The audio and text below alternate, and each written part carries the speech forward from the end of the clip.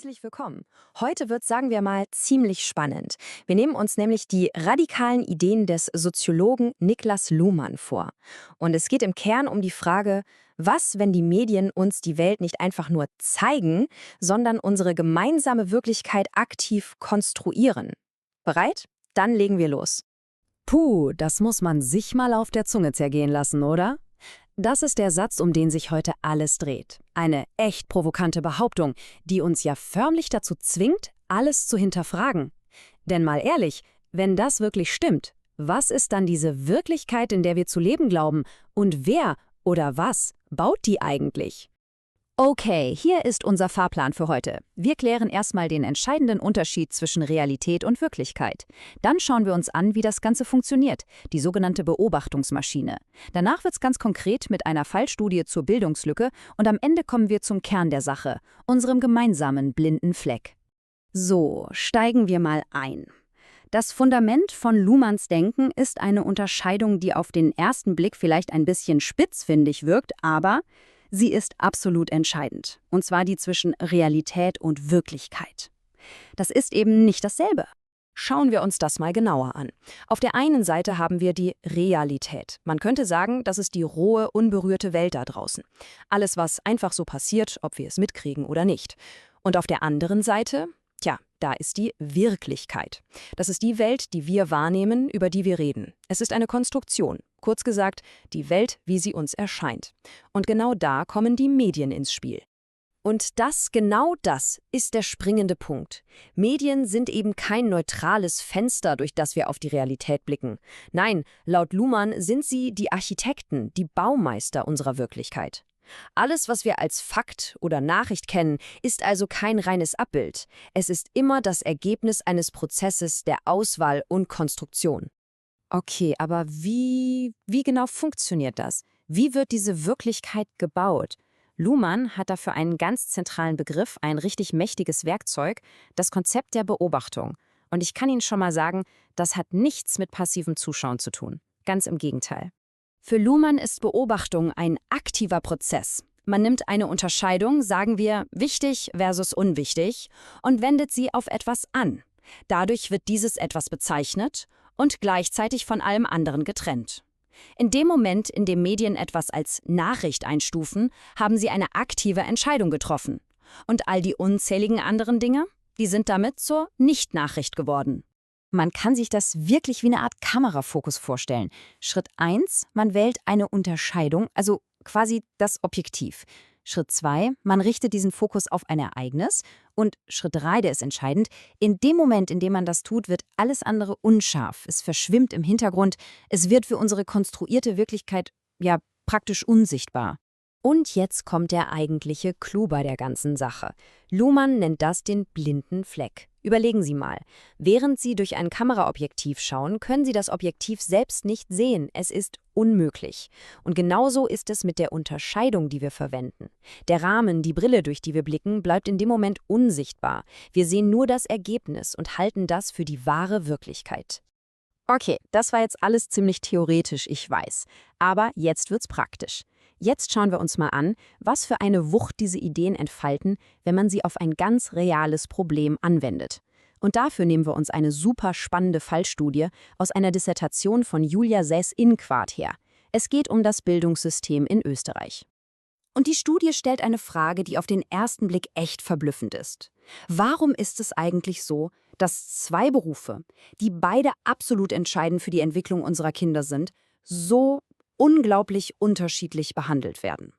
Warum haben Lehrer an Schulen ein hohes Ansehen, während Pädagogen im Kindergarten oft einen viel niedrigeren Status haben?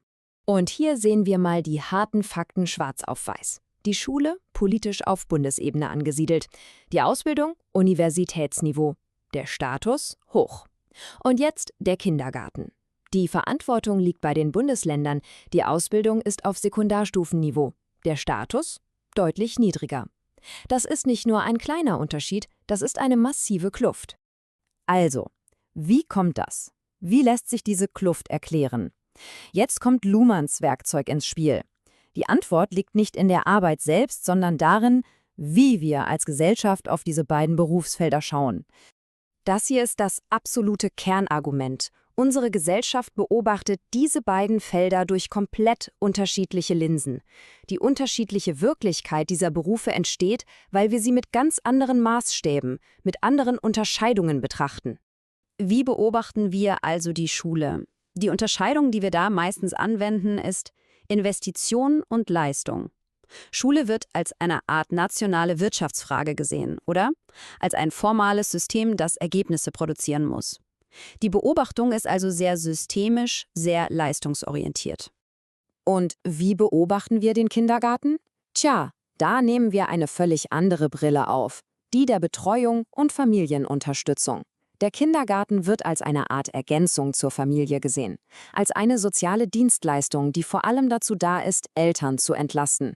Es geht primär um Fürsorge, nicht um formale, systemrelevante Bildung. Sehen Sie, was hier passiert? Unterschiedliche Beobachtung schafft eine unterschiedliche Wirklichkeit. Das ist der Aha-Moment. Weil wir diese Berufe unterschiedlich beobachten, werden sie in ihrer sozialen Wirklichkeit unterschiedlich. In Status, in Bezahlung, in den Anforderungen. Die Hierarchie ist also nicht die Ursache, sondern das Ergebnis unseres eigenen, unsichtbaren, blinden Flecks. Okay, zoomen wir mal wieder ein Stück raus. Was bedeutet das jetzt alles für uns über dieses eine Beispiel hinaus? Diese Analyse zeigt uns nämlich etwas ganz Grundsätzliches darüber, wie unsere Gesellschaft tickt. Und das ist die eigentliche Quintessenz. Die ganzen Hierarchien, die uns so oft natürlich oder selbstverständlich vorkommen, die sind oft nur das Produkt eines unsichtbaren, eines blinden Flecks in unserer kollektiven Beobachtung. Sie sind nicht Gott gegeben, sondern das Ergebnis einer ganz bestimmten Art, auf die Welt zu schauen. Und das führt mich zu meiner letzten Frage, die ich einfach mal so in den Raum stelle. Welche anderen sozialen Hierarchien, die wir für völlig normal halten, sind vielleicht auch nur das Ergebnis eines blinden Flecks, einer bestimmten Art und Weise, wie wir gelernt haben, auf die Welt zu blicken? Welche felsenfesten Wahrheiten könnten ins Wanken geraten, wenn wir anfangen zu fragen, nicht nur was sehe ich, sondern wodurch sehe ich es?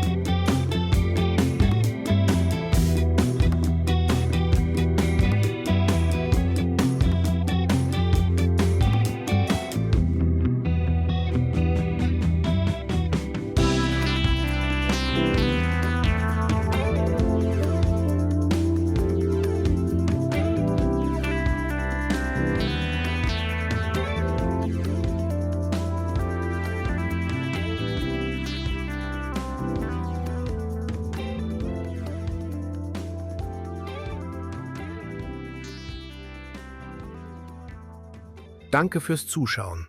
Wenn dir der Beitrag gefallen hat, abonniere den Kanal und gib ein Like. Das kostet nichts, hilft aber anderen, diese Inhalte zu finden. Bis zum nächsten Video.